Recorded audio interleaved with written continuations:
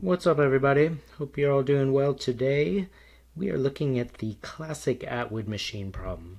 So what we have are two masses here connected by a string and attached to a pulley, okay? And we're going to let the masses go. Mass 1 is going to go down, mass 2 is going to go up, right? And they're going to accelerate. And so what we're looking for is, what is the acceleration of this two-mass system? So a few assumptions we're going to make. One is that we're going to assume that the pulley is massless, and we're also going to assume the pulley is frictionless. So massless, frictionless, and as usual, there'll be no air resistance. So we will do this problem again where the pulley is not massless, but for today we're going to keep it simple. So step number one, what we're going to do is we're going to go ahead and draw a free body diagram, and we're going to do that on each mass individually. So you do it as if there was no, if they weren't attached to each other, visually, as if they weren't attached to each other. So you keep them kind of independent. So what I mean by this, let's go ahead and do it. So mass one we have gravity acting on it, right? So gravity is going to pull down. So there's going to be, let's call this M1G, force of gravity pulling down. And then there's going to be a tension in the string pulling up on it. Okay? And so we don't even imagine that M2 exists. We just look in isolation. All we see is a string attached to this mass.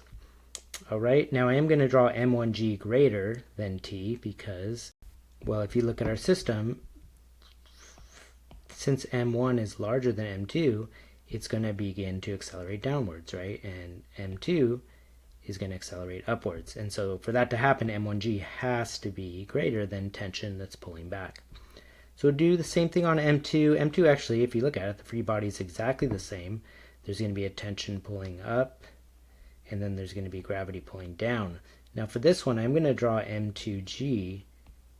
The arrow I'm going to draw smaller because, well, just like I said, this upward tension needs to be larger than this downward force because we are going to begin to accelerate upwards. So that's step one in really any of these force problems that we're doing in this unit, is to do our free body diagram. Step two then is to go ahead and do our force summations. So for this one, there is one kind of change that we're going to make. So usually we would define like up is our positive direction, right, and down is our negative direction. But in this case, if you notice, one mass is moving down and one mass is moving up. So instead what we're going to do, we're going to define the direction of motion as our positive direction. So in other words, on one mass, down will be positive. So direction of motion is going to be our positive direction. And so on one mass, we're going to say this direction is positive because it's accelerating down. And on the other mass, we're going to say this direction is positive, and we're going to say up is positive. You'll also see this referenced with respect to the pulley. So in other words, the pulley is going to be rotating this way. And so we'll say, oh, it's accelerating in that direction. So we're going to call that the positive direction, or the counterclockwise direction of the pulley, motion of the pulley, we're going to define as positive. So when we do our summations, then we're going to take that into account.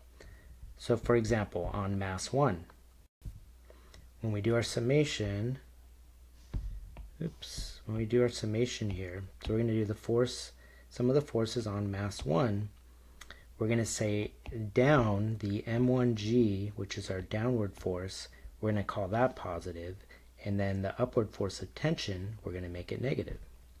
And then we're going to say, okay, that's equal to M1A. So I guess if I'm doing caps, I'll keep it as caps. So it's going to be M1A. Now we'll go ahead and do the same thing for mass 2. Let me go ahead and make some space here. Let's move this up. Just move it up out of the way.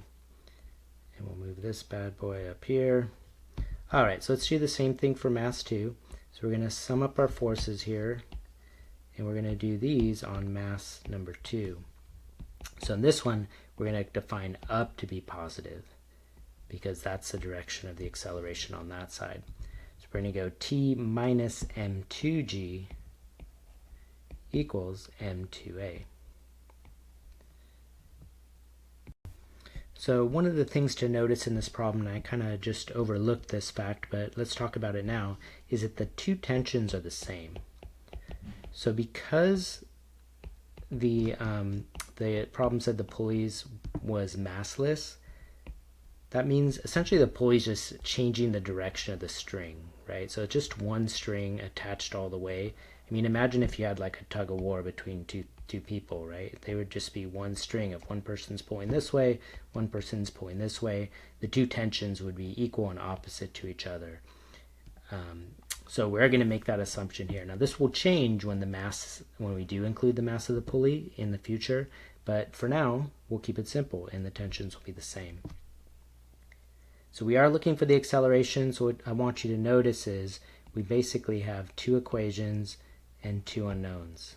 And so what we're going to do is we're going to solve for the tension here, and then we're going to substitute in and calculate the acceleration. So let's go ahead and do that algebra and come up with our final equation.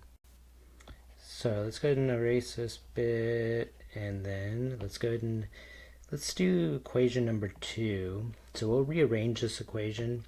So let's go ahead and say the tension equals M2A, and then we'll add M2G to the other side. So we'll go ahead and make this substitution right in there. So we're going to go M1G minus, and then we're going to sub in this quantity here. So it would be minus M2A minus M2G equals M1A.